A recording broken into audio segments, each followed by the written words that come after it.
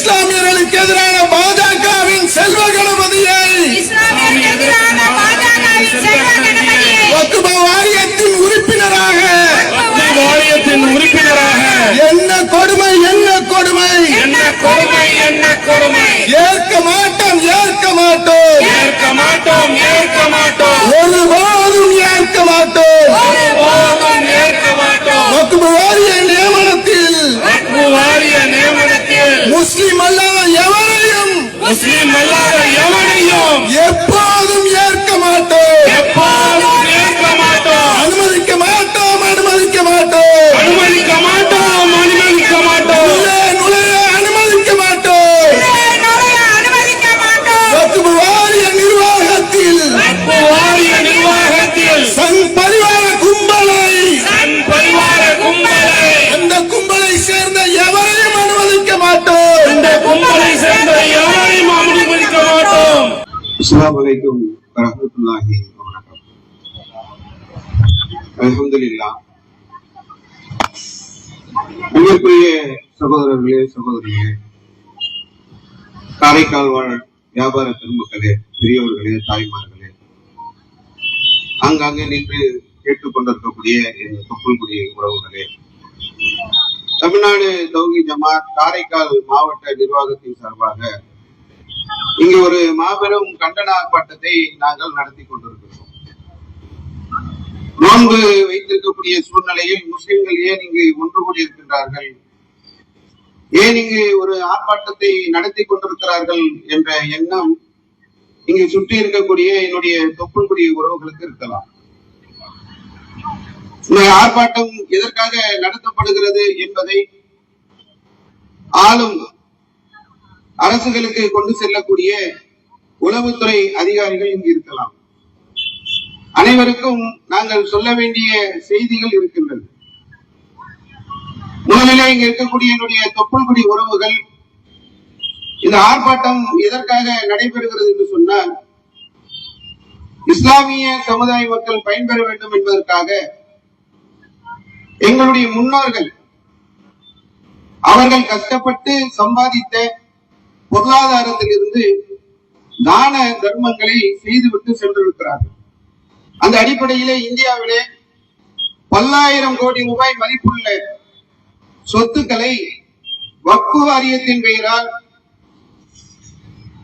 நடத்தி வரக்கூடிய, கண்காணித்து வரக்கூடிய ஒரு சூழ்நிலையில் இந்த வக்ஃப் வாரியத்தில் உள்ள சொத்துக்களை எல்லாம் கொள்ளையடிப்பதற்காக ஆளக்கூடிய பாசிச பாஜக அரசு திட்டமிட்டு அதற்கான பல சட்ட திருத்தங்களை பாராளுமன்றத்திலே கொண்டு வந்தார்கள். ஏழை முஸ்லிம்கள் கல்வி கற்க வேண்டும் என்பதற்காக, ஏழை முஸ்லிம்கள் வாழ்விலே மேம்பட வேண்டும் என்பதற்காக, ஏழை முஸ்லிம்கள் வீடு வாசலோடு வாழ வேண்டும் என்பதற்காக எங்களுடைய முன்னோர்கள் கொடுத்த சொத்துக்களை எல்லாம் கொள்ளைப்புறமாக கொள்ளையடிப்பதற்கு கொண்டு வரப்பட்டதுதான் இந்த வக்ஃப் சட்டம். நிறைய திருத்தங்களை எல்லாம் கொண்டு வந்து பாராளுமன்றத்தில் தாக்கல் பண்றாங்க. எதிர்கட்சிகள் கடுமையாக எதிர்க்கின்ற போது உடனே அதை சட்டமாக நடைமுறைப்படுத்தவில்லை என்பதற்காக கூட்டுக்குழு என்ற ஒரு குழுவை அமைத்து அதில் எல்லா அரசியல் கட்சி தலைவர்களும் பங்குக்கு பெறுகின்ற மாதிரியான ஒரு நிலை ஏற்படுத்தி இந்தியா முழுக்க ஆய்வு செய்ய அனுப்பினார்கள். அதில் ராசா என்று சொல்லக்கூடிய திமுகவை சேர்ந்த முக்கிய பொறுப்பில் உள்ள வழக்கறிஞராக உள்ளவர் கூட அதுல உறுப்பினராக இருந்தார். அவர் அந்த திருத்தங்களை எல்லாம் பார்த்து படித்து விட்டு சொல்கின்றார், ரொம்ப குழப்பி வைத்திருக்கிறார்கள், திட்டமிட்டு கொள்ளையடிப்பதற்கான ஒரு வேலையை பணியை பாஜக செய்திருக்கிறது என்பதை வெளி உலகத்திற்கு அவர் சொல்லக்கூடிய ஒரு நிலையை நாங்கள் பார்த்தோம். இது RSS உடைய செயல் திட்டம். முஸ்லிம்களுடைய வக்ஃப் சொத்துக்களை கொள்ளையடிக்க வேண்டும் என்ற RSS உடைய சித்தாந்தத்தை, செயல் திட்டத்தை நடைமுறைப்படுத்துவதற்காக ஆளக்கூடிய ஒன்றிய அரசு அதில் நிறைய திருத்தங்களை கொண்டு வந்திருக்கிறது என்பதையெல்லாம் இந்த சட்ட திருத்தம் முன்மொழியப்பட்ட காலத்தில் இருந்து நாங்கள் மக்கள் மன்றத்திலே சொல்லிக் கொண்டிருக்கிறோம். மக்களுக்கு புரிய வேண்டும் என்பதற்காக அந்த சட்டத்தில் உள்ள ஒரு சில விஷயங்களை மேற்கோள் காட்டிவிட்டு அடுத்து நம்ம ரங்கசாமி அரசுக்கு சொல்ல வேண்டிய நிறைய விஷயங்கள் இருக்கு, அதுக்குள்ள போவோம். முஸ்லிம் பெண்கள் இங்க பதவியில இல்லாம இருக்கிறாங்க, வக்பு திருத்த சட்டத்தின் மூலமாக முஸ்லிம் பெண்களை நாங்க உள்ளே கொண்டு வர போகிறோம் என்று பாஜக சொல்றது யாரு? திருவாளர் மோடி. மோடியை பத்தி எங்களுக்கு நல்லா தெரியும். மற்ற இருக்கக்கூடிய மக்களுக்கு சொல்ல வேண்டிய தேவை இருக்குல்ல. முஸ்லிம் பெண்கள் கண்ணீர் சிந்துகிறார்கள் என்பதற்காக கண்ணீரை துடைப்ப வருவது போன்று வரக்கூடிய மோடி அவர்கள் வக்பு வாரியத்திலே முஸ்லிம் பெண்கள் இல்லை என்பதற்காக சட்ட திருத்தம் கொண்டு வந்திருக்காரா? இல்ல. ஏற்கனவே தமிழகத்திலே வக்பு வாரியத்திலே பெண்கள் உறுப்பினர்களாக இருக்கிறார்கள். பாத்திமா முசபர் ஒரு பெண்மணி வருவாங்க, டிவில எல்லாம் அடிக்கடி பார்த்திருப்பீங்க. இவர்கள் தமிழகத்துடைய வக்பு வாரியத்தில் உறுப்பினராக இருக்கக்கூடியவங்க. சட்டத்துல இடம் இல்லைன்னு அவங்க எப்படி உறுப்பினரா வந்தாங்க? மோடிக்கு முஸ்லிம் பெண்கள் பதவிக்கு வரணும்னு ஆசை, நல்ல ஆசைதான். நான் லிஸ்ட் தரேன், இதுல எல்லாம் பெண்களை கொண்டு வாங்க, முஸ்லிம் பெண்களை கொண்டு வாங்க. மாவட்ட ஆட்சியர்களாக முஸ்லிம் பெண்கள் இல்லை, மாவட்ட காவல்துறை அதிகாரிகளாக முஸ்லிம் பெண்கள் இல்லை, நீதிமன்றத்திலே முஸ்லிம் பெண்கள் இல்லை, நீதிபதிகளாக முஸ்லிம் பெண்கள் இல்லை, உயர் நீதிமன்றத்திலே முஸ்லிம் பெண்கள் இல்லை, உச்ச நீதிமன்றத்திலே முஸ்லிம் பெண்கள் இல்லை. இன்னும் பட்டியல் தரட்டுமா? முஸ்லிம் பெண்கள் கண்ணீர் சிந்துவதற்காக இந்த சட்டம் கொண்டு வரப்படுகிறது என்று சொன்னால் இதையெல்லாம் கொண்டு வாங்க. கர்நாடகாவில் 21,000 பெண்கள் பிள்ளைகள் பள்ளிக்கூடத்தில் போய் தேர்வு எழுத முடியல. முஸ்லிம் பெண்களுடைய கண்ணீரை சிந்தினால் வருத்தப்படக்கூடிய மோடி அது என்ன பண்ணீங்க? முஸ்லிம் பெண்களுடைய கண்ணீரை துடைப்பது என்று சொன்னால் ஒரு 8 வயது சிறுமி ஆசிபா கொலை செய்து விட்டு கற்பழித்து விட்டு கொலை செய்து விட்ட மாபாதகம் செய்தவர்களை வெளியே விட்டிருக்கிறான். கண்ணீரை துடைப்பீர்களா மோடி அவர்களே? பில்கிஸ் பானி என்று சொல்லக்கூடிய குஜராத்தை சேர்ந்த பெண்மணி நம்ம கண்ணு முன்னாடி 3 வயசு குழந்தைய போட்டு அடிக்கிறான், கொலை செய்யறான். அந்த அம்மா கண்ணு முன்னாடி அவருடைய உறவினர்களை கற்பழிக்கிறான், உறவுக்காரங்களை கொலை செய்யறான். கண்ணீரை துடைக்கக்கூடிய மோடி அவர்களே, கண்ணீரை துடைப்பீங்களா? முஸ்லிம் பெண்களுடைய கண்ணீரை துடைக்க போகிறோம் என்று பொய்யாக சொல்லக்கூடிய ஒரு நிலையை பார்க்கிறோம். அடுத்து என்ன? லிமிடேஷன் ஆக்ட் ஒண்ணு இருக்கு, கால வரம்பு நிர்ணய சட்டம்.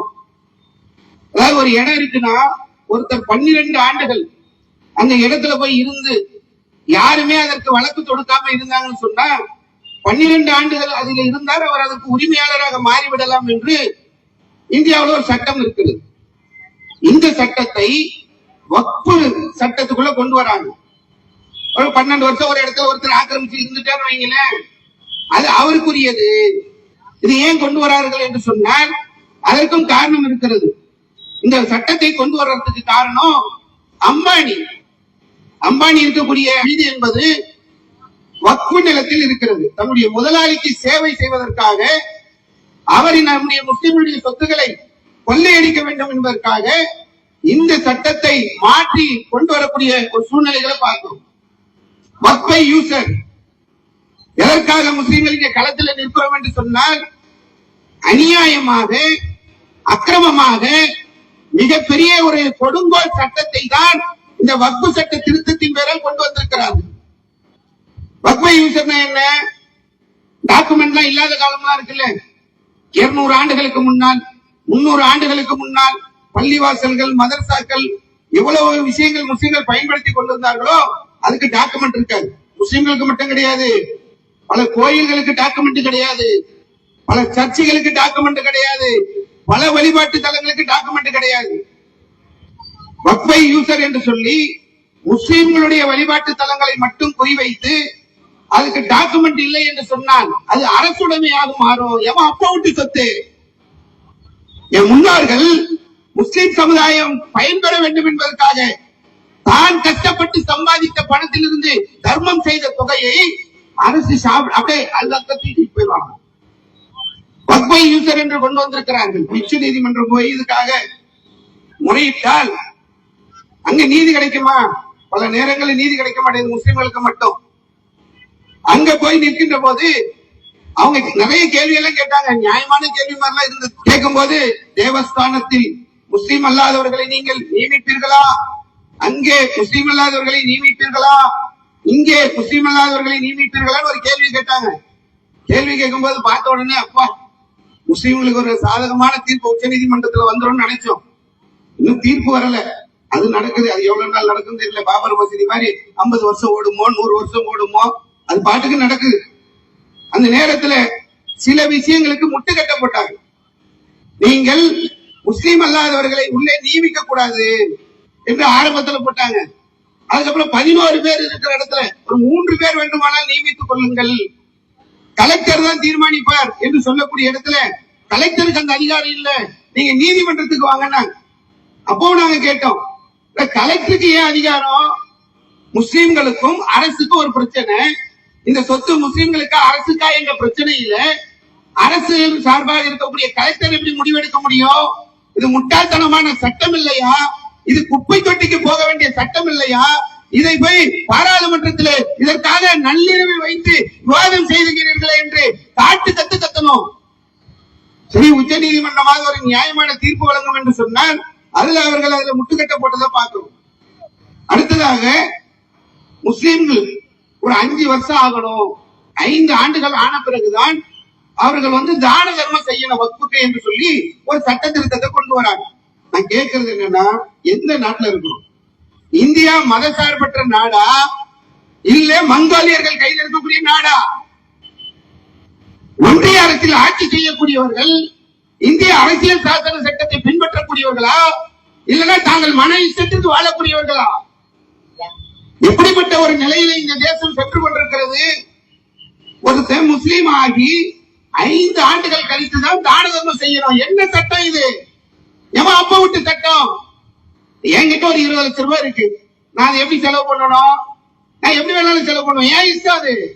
நான் டூருக்கு போவேன், தான தர்மம் பண்ணுவேன், என்ன வேணாலும் செலவு பண்ணுவேன், ஏன் இஷ்டம். அதுல என்ன சட்டம்? ஒரு இந்துக்கு இந்த சட்டம் இருக்கா? ஒரு கிறிஸ்தவனுக்கு இந்த சட்டம் இருக்கா? ஒரு சீக்கியனுக்கு இந்த சட்டம் இருக்கா? ஒரு புத்திஸ்டுக்கு இந்த சட்டம் இருக்கா? ஒரு நாத்திகனுக்கு இந்த சட்டம் இருக்கா? முஸ்லீம் மட்டும் என்ன கிள்ளிக்கிறையா? முஸ்லீம்களை மட்டும் குறிவைத்து அநியாயமாக அக்கிரமமாக கொண்டு வரப்பட்ட சட்டம் தான் இந்த வக்ஃபு திருத்த சட்டம். ஒருத்தர் 5 வருஷம் ஆகணுமா முஸ்லீம் ஆகி? 5 வருஷம் ஒரு முஸ்லீம் ஆகி இருந்தாரு எப்படிப்பா கண்டுபிடிப்ப? அது மாநில அரசுகள் முடிவு செய்யும். எந்த மாநில அரசு? நம்ம ரங்கசாமி மாநில அரசா? முஸ்லீம்களுக்கு விரோதமான RSS இருக்கக்கூடிய பாஜகவில் உள்ள செல்வ கணபதியை கொண்டு வந்து வக்ஃபு வாரியத்திலே உறுப்பினராக சேர்த்திருக்கக்கூடிய ரங்கசாமி அரசு என்னுடைய கொள்கையை பற்றி தீர்மானிக்குமா? என்ன தீர்மானிப்பீங்க? இவர் 5 வருஷம் முஸ்லீம், என்னப்பா 5 வருஷம் முஸ்லீமே? தாடி வச்சிருந்தாரா? தாடி வச்சு 5 வருஷம் முஸ்லீமா? 5 வருஷம் தொழுவணுமா? 5 வருஷம் நோம்பு வைக்கணுமா? ஹஜ்ஜுக்கு போயிட்டு வரணுமா? என்ன தீர்மானிப்ப? மாநில அரசை தீர்மானிப்ப. எந்த மாநில அரசு எல்லாம் வருதல்ல? உத்தரப்பிரதேசம், உத்தரகாண்ட், குஜராத், மத்திய பிரதேசம், இவர்கள் எல்லாம் தீர்மானிக்கணுமா நம்ம 5 வருஷம் கொள்கையில இருந்தோமா? முஸ்லீம்களுடைய வீடுகளை போய் இடிக்கக்கூடிய உத்தரப்பிரதேச அரசு தீர்மானிக்குமா எங்களை பாயின்னு? ஒருத்தர் களிமா சொல்லிட்டு 5 வருஷம் இருந்தாருன்றத தீர்மானிக்கிறதுக்கு யோகிக்கு அதிகாரம் இருக்கா? மத்திய பிரதேசத்தில் 173 மதரசாவை புல்டோசர் வச்சு இடிச்சிருக்கிறான். அவன் முஸ்லீம்களுடைய விஷயத்தை தீர்மானிப்பானா? உத்தரகாண்ட்ல 7000 முஸ்லீம் குடும்பங்களை வெளியேற்றி இருக்கிறான், அவன் தீர்மானிப்பானா? அஸ்ஸாம்ல NRC கொண்டு வந்து லட்சக்கணக்கான முஸ்லீம்களை அகதியாக்கி இருக்கிறான், அவன் தீர்மானிப்பானா? யார் தீர்மானிப்பா? தீர்மானிக்கக்கூடிய அதிகாரத்தை உச்ச நீதிமன்றம் மாநில அரசுகளுக்கு வழங்குகிறது. எப்படிப்பட்ட மாநில அரசுகள்? இந்த மாதிரி மாநில அரசுகள் இருக்கக்கூடிய இடத்துல உச்ச நீதிமன்றம் போய் சொல்லக்கூடிய ஒரு நிலையை நம்ம பார்க்கணும். இப்ப பிரச்சனைக்கு ஒரு என்ன பிரச்சனை? முஸ்லீம் அல்லாதவர்களை வக்ஃபு போர்டுக்குள்ள உள்ள கொண்டு வரலாம் அப்படின்னு கொண்டு வராங்க. சரி, இது எல்லாத்துக்கும் பொருந்துமா? முஸ்லீம் அல்லாதவர்களை வக்ஃபு போர்டுக்குள்ள கொண்டு வர, இது அப்ப விட்டு சொத்து இல்ல, இது கவர்மெண்ட் சொத்து கிடையாது, அரசாங்கம் கொடுத்தது கிடையாது, என்னுடைய முன்னோர்கள் அவர்களுடைய கஷ்டப்பட்டதுல இருந்து கொடுத்தது. இதுல முஸ்லீம் அல்லாதவர்களை உள்ள கொண்டு வரணும். சரி, கொண்டு வரணும்ன்றல்ல, எல்லாத்திலையும் கொண்டு வருவியா? இந்த அறநிலைத்துறை இருக்கிறது, இந்த அறநிலைத்துறையில முஸ்லீம்களை உள்ள கொண்டு போவியா? கிறிஸ்தவர்களை கொண்டு வருவியா? எச் ராஜா உங்க எல்லாருக்குமே தெரியும், திருப்பரங்குன்றத்துல ஒரு பிரச்சனை, ரீலொகேட் டு தர்கா. ஒரு தர்காவுல ஒரு பிரச்சனைன்னு சொல்லி, ஒரு பிரச்சனை இல்ல, அதை இடிச்சிட்டு வேற இடத்த கொண்டு போன்றாரு. ரீலொகேட்னா என்ன அர்த்தம்? இடிக்காம தூக்கின்னு போயிட முடியுமா? அழகா தூக்கின்னு போயிடுவார் அவரு. இடித்து விட்டு அங்கிருந்து அகற்றி வேறொரு இடத்துக்கு கொண்டு வா, ரீலொகேட் டு தர்கா என்று சொல்லக்கூடிய எச் ராஜா அறநிலையத்துறையில நர்கீஸ் கான் என்று சொல்லக்கூடிய ஒருத்தரை நியமனம் பண்றாங்க. உடனே குதிக்கிறார். அது எப்படி நர்கீஸ் கானை இந்த அறநிலையத்துறையில் நியமிக்கலாம்? அப்ப வக்போர்ட்ல மட்டும் நியமிக்கலாமா? ஏமா இந்த அறநிலையத்துறையில நர்கீஸ் கானை நியமிக்க கூடாது என்றால் அப்ப வக்போர்டு மட்டும் என்ன? அப்புறம் நர்கீஸ் கான் யாருன்னு எடுத்து பாக்குறாங்க. அவர் முஸ்லீமும் கிடையாது, அவர் ஒரு இந்து. அவர் பிரசவம் பார்க்கிற நேரத்துல சாவா பிழைப்பான்னு இருந்த நேரத்துல அவருக்கு பிரசவம் பார்த்த அந்த மருத்துவருடைய ஞாபகமாக அவருடைய பிள்ளைக்கு நர்கீஸ் கான் என்ற பெயரை வைத்திருக்கிறார்கள் என்பதை நம்ம எடுத்து பார்த்தோம். அதே மாதிரி எடுத்து பார்த்தோம் என்று சொன்னால் சுகைல் என்று சொல்லக்கூடிய ஒருத்தர் உச்ச நீதிமன்றத்தில் ஒரு வழக்கு கொண்டு வருகிறார். இந்த அறநிலையத்துறை நடத்தக்கூடிய ஒரு இடத்துல எனக்கு ஆசிரியராக பொறுப்பு கிடைச்சிருக்கு, ஆனா அவங்க தரமாட்டாங்க. அதாவது இந்த அறநிலையத்துறை நடத்தக்கூடிய கோயில்ல போய் நிர்வாகம் பண்ண கேட்கல, அவருடைய வணக்க வழிபாடுகள் உள்ள நுழைய கேட்கல. அவர் கேட்கிறாரு, ஒரு கல்வி கூடத்தில் நான் ஆசிரியராக பணிபுரிவதற்கு அங்கு எனக்கு தடை விதிக்கப்படுகிறது என்று உயர் நீதிமன்றத்துக்கு செல்கிறார். உயர் நீதிமன்றம் சொல்கிறது அது ஒரு மதம் சார்ந்த ஒரு நிறுவனம். அப்ப அந்த மதம் சார்ந்த நிறுவனத்திற்குள் முஸ்லிம்களை அவர்கள் அனுமதிக்கவில்லை என்று சொன்னால் அது சரிதான், அது சரிதான். திருப்பதி தேவஸ்தானத்துல நீ கிறிஸ்துவர்களை வைக்க மாட்ட, முஸ்லிம்களை வைக்க மாட்டேன்னு எங்களுக்கு தெரியும். காஞ்சி சங்கர மடத்துல வைப்பியா? பூரி ரங்கநாதர் கோயில்ல வைப்பியா? அயோத்தி ராமர் கோயில்ல வைப்பியா? எங்கேயும் வைக்க மாட்ட. நீ எங்கேயும் வைக்க மாட்ட, முஸ்லிம்கள் இடத்தில் மட்டும் செல்வ கணபதி கொண்டு வந்து வைப்பா? என்ன அர்த்தம் இது? எவ்வளவு பெரிய அநியாயம், எவ்வளவு பெரிய அக்கிரமம் இங்கு நடைபெறுகிறது என்பதை நம்ம பார்க்கணும். நம்ம சொல்ல வேண்டியது என்னன்னா, ரங்கசாமி அவர்களுக்கு நிறைய சொல்ல வேண்டியது. குட்டி காமராஜர் ஆரம்பத்துல இந்த பகுதியில் உள்ள மக்களுக்கு எல்லாம் தெரிஞ்சிருக்கும். சைக்கிள்ல வந்தார், ரொம்ப எளிமையா இருந்தார். குட்டி காமராஜர் பேரு கெடுக்க கூடாது. குட்டி காமராஜர் பேர் வச்சுக்கிட்டு மிகப்பெரிய ஒரு வரலாற்று பிழையை செய்ய போகிறீர்கள். அதாவது வந்திருக்கக்கூடிய உளவுத்துறை அதிகாரிகளுக்கு நம்ம சொல்லக்கூடிய 4 பாயிண்ட் நச்சுன்னு கொண்டு போய் சேர்த்துருங்க. ரங்கசாமி அவர்கள் வரலாற்று பிழையை செய்கிறார். சாதாரண விஷயம் அல்ல இது. உச்ச நீதிமன்றம் 11 பேருக்கு 3 பேரை நியமிக்கலாம் என்று அந்த சட்ட திருத்தத்திற்கு ஒரு ஆலோசனையாக சொன்னதை நடைமுறைப்படுத்த போறாரு. யாரு கொண்டு வந்து வைக்கிறீங்க? யார் இந்த செல்வ கணபதி? அவர் நடத்தக்கூடிய பள்ளிக்கூடத்துல RSS உடைய சாதா பயிற்சிக்கு கதவு திறந்து விட்டவர் இவரு. RSS பத்தி தெரியுமா ரங்கசாமிக்கு? உளவுத்துறை அதிகாரி கொஞ்சம் கொண்டு போய் சேர்த்துருக்கு, அவருக்கு தெரியல நினைக்கிறேன். ரங்கசாமிக்கு RSS என்னன்னு தெரியல. தமிழ்நாடு தொகுதியில மாதிரி நாங்க இருக்கிறோம். தமிழகத்துல, புதுவையில, இன்னும் சின்ன மாநிலங்கள்ல எங்களுக்குன்னு ஜமாத் இயங்கி கொண்டிருக்கிறது. ஒரு 1000 கிளைகள் எங்களுக்கு இருக்கிறது. கிட்டத்தட்ட ஒரு 10 லட்சத்திற்கு நெருக்கமான உறுப்பினர்கள் இருக்கிறார்கள். எங்க ஜமாத்துல யார் உறுப்பினர், யார் நிர்வாகி, யார் பேச்சாளர், எங்க கிளை அலுவலர்கள் எல்லாமே டீட்டெயில் இருக்கு. ரங்கசாமி கிட்ட நான் கேட்கிறேன், RSS சொல்றீங்கல்ல, RSS சித்தாந்தம் உள்ள செல்வ கணபதியை உள்ள விடுறீங்கல்ல, RSS பத்தி தெரியுமா? அதுல உறுப்பினர்கள் யார் தெரியுமா? அதுல நிர்வாகிகள் யாரும் தெரியுமா? அதுல ஸ்போக் பர்சன் யாரும் தெரியுமா?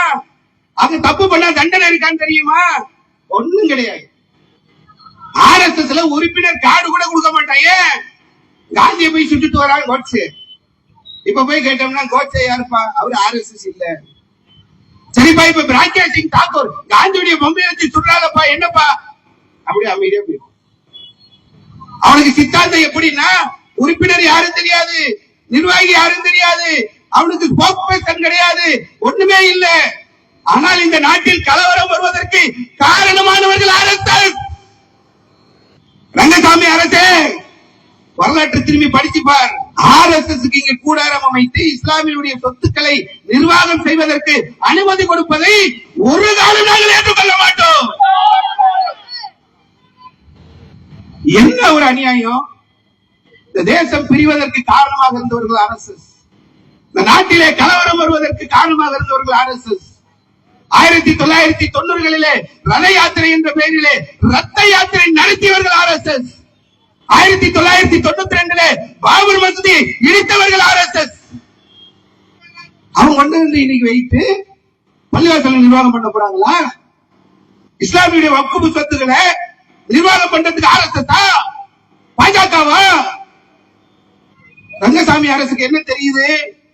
ஒண்ணுமே தெரியல. அடுத்து அரசியலும் தெரியல, அவருக்கு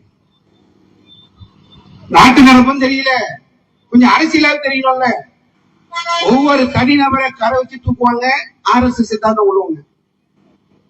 திரிணாமுல் காங்கிரஸ்ல சுயேந்த அதிகாரி தூக்கிட்டாங்க, இப்போ பாஜக இருக்கிறார். அஜித் பவார் மகாராஷ்டிராவில அங்கிருந்து தூக்கி தனியா பிரிச்சு எடுத்துட்டு வந்தாங்க. இப்ப அஜித் பவார் மௌத்து, இறந்துட்டாரு. விபத்துலதான் இறந்தாரு, ஊர் உலகம் நம்புது. மம்தா பானர்ஜி சொல்றாங்க, அஜித் பவார் இறந்ததுல எங்களுக்கு வந்து ஒரு நம்பிக்கை இல்லாமல் இருக்கிறது. எப்படி அவர் இறந்தார், இது சதி என்று சொல்லக்கூடிய ஒரு நிலையை பார்க்கிறோம். அதே மாதிரி அசோக் சவான், பிரபுல் பட்டேல், ஹிமந்த பிஸ்வா சர்மா, இப்படி ஒவ்வொரு ஆளா முதல்ல தூக்குவாங்க. இது ஒரு செட்டப். திடீர்னு கட்சியவே தூக்குவான். இதெல்லாம் ரங்கசாமி படிச்சாரா இல்லையான்னு தெரியல. பீகார்ல நிதிஷ்குமார்னு ஒருத்தர் 3 மாசம் தான் ஆகுது பிரதமர், அவர் முதல்வர் ஆகி இப்ப ராஜினாமா பண்ணிட்டார். கொஞ்சம் அரசியலாவது இந்த வந்திருக்கக்கூடிய உளவுத்துறை அதிகாரிகள் கொஞ்சம் சொல்லுங்க. இப்ப நாட்டு நடப்பு என்ன?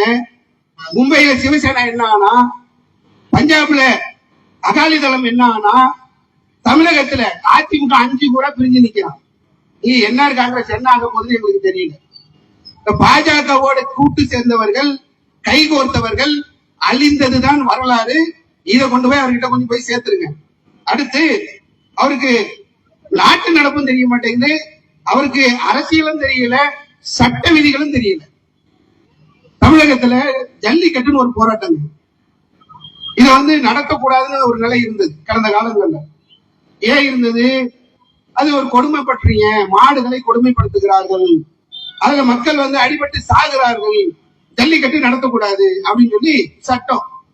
பாராளுமன்றத்துல போய் பேசுறாங்க, முடியல. சட்டமன்றத்துல பேசுறாங்க, முடியல. நீதிமன்றம் போறாங்க, முடியல. இப்ப என்ன? நாட்டு நடப்ப கொஞ்சம் பாருங்க, சட்டங்களை கொஞ்சம் படிங்க. இப்ப மாடு சாகாதா? இப்ப மாடு அடிபடாதா? இப்ப ஜல்லிக்கட்டில் ஆள்கிட்ட ஆகலையா? அது மத நம்பிக்கை. மத நம்பிக்கை என்று வந்துவிட்டால் உச்ச நீதிமன்றமோ, உயர் நீதிமன்றமோ, பாராளுமன்றமோ ஒன்றும் செய்ய முடியாது என்பதை இந்த பொங்கல்ல நடந்த ஜல்லிக்கட்டு நமக்கு நிறுவனம் செய்து கொண்டிருக்கிறது. காவேரியில தண்ணி திறந்து விடணும், உச்ச நீதிமன்றம் ஆர்டர் போட்டான். கர்நாடக அரசு திறந்து விட்டுச்சா? திறந்து விடலையே. இது ரங்கசாமிக்கு தெரியாதா? ஒவ்வொரு நாட்டிலையும் ஒவ்வொரு மாநிலத்திலையும் எத்தனையோ சட்டங்கள் கிடப்புல இருக்கு. ஐயப்ப பக்தர்கள் இன்று சபரிமலைக்கு போயிட்டு இருக்கிறாங்க. பெண்களை கோயிலுக்குள்ளே விட வேண்டும் என்பது உச்ச நீதிமன்ற தீர்ப்பு. உள்ள விட்டுருக்கிறாங்களா? அனுமதிக்கிறாங்களா? அப்ப ரங்கசாமிக்கு நாட்டு நடப்பும் தெரியல, RSS பத்தியும் தெரியல, அரசியலும் தெரியல, ஒன்றுமே தெரியாமல் இருக்கக்கூடியதை பாக்கிறோம். ஒண்ணுமே தெரியலனாலும் பரவாயில்ல, முஸ்லிம்களை பத்தியா தெரிஞ்சுங்க. யார் முஸ்லிம்கள்? யாரு? இந்த RSS காரனை உள்ள வைத்து, பாஜக காரனை உள்ள வைத்து, இப்படி எல்லாம் வந்து எங்களை மிரட்டணும்னு நினைச்சீங்கன்னு சொன்னா, அந்த மிரட்டல் உருட்டலுக்கு அடிபடியான சமுதாயம் இது. வெள்ளையனை விரட்டிய சமுதாயம் இது. வெள்ளைக்காரனை ஓட ஓட விரட்டிய சமுதாயம் இது. இந்த சட்டங்கள் வாபஸ் பெறுகின்ற வரை விடாத சமுதாயம் இது. எங்கள் போராட்டம் ஓயாது. ரங்கசாமி அரசுக்கு நாங்க சொல்லக்கூடியதுதான், நீ எதையாவது படிக்காம போ. வரக்கூடிய சட்டமன்ற தேர்தல்ல இதுல இருந்தெல்லாம் நீங்கள் புரிந்து பாடம் படிக்கவில்லை என்று சொன்னால் உரிய பாடத்தை முஸ்லிம்கள் நிறுத்துவார்கள். செல்வ கணபதியா இருந்தாலும் சரி, இன்னொருத்தர் நீங்க போட்டீங்க அவரா இருந்தாலும் சரி, இப்போ தமிழ்நாட்டிலையும் போட்டிருக்கிறாங்க, கேரளாலையும் போட்டிருக்கிறாங்க. அவங்களுக்கு சட்டம் தெரியாதா? உச்ச நீதிமன்ற வழிகாட்டுதல் அவங்களுக்கு தெரியாதா? தெரியலன்னா போய் படிங்க. இருக்கக்கூடிய உளவுத்துறை அதிகாரிகள் நாட்டில் என்ன நடக்கிறது என்பதை, அவரை காமராஜர் மாதிரி இருக்கிறாருன்னு தெரியல, அவர் எப்படி இருக்கிறாருன்னு தெரியல, கொண்டு போய் சேருங்க. சேர்த்து அவர்களிடத்தில் சொல்ல வேண்டிய விஷயங்களை எல்லாம் சொல்லுங்க.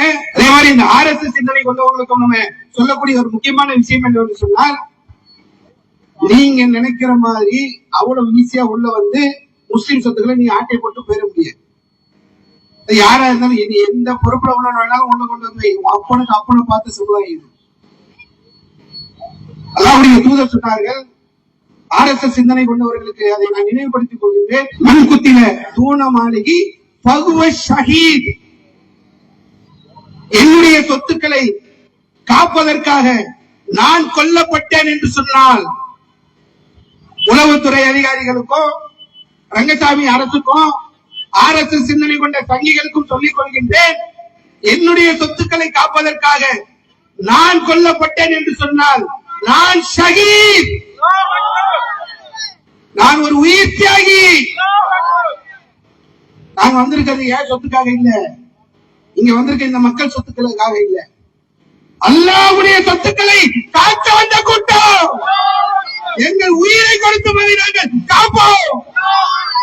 இதை உரிய முறையில் உளவுத்துறை அதிகாரிகள் கொண்டு போய் சேர்த்து விடுங்கள். எங்களுடைய போராட்டம் ஓயாது ஓயாது ஓயாது என்பதை தெரிவித்து முடித்துக் கொள்கின்றேன். அஸ்ஸலாமு அலைக்கும். அல்லாஹு அக்பர், அல்லாஹ்